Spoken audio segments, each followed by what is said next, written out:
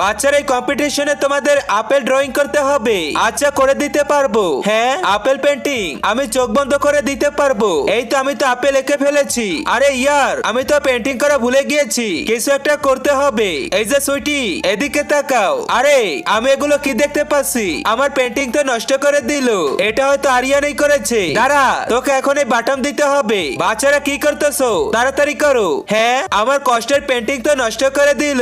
এই তো আইডিয়া পেয়েছি। এই তো কাটিং মেশিন দিয়ে সুন্দরভাবে আপেলটাকে সাইজ করে নিব।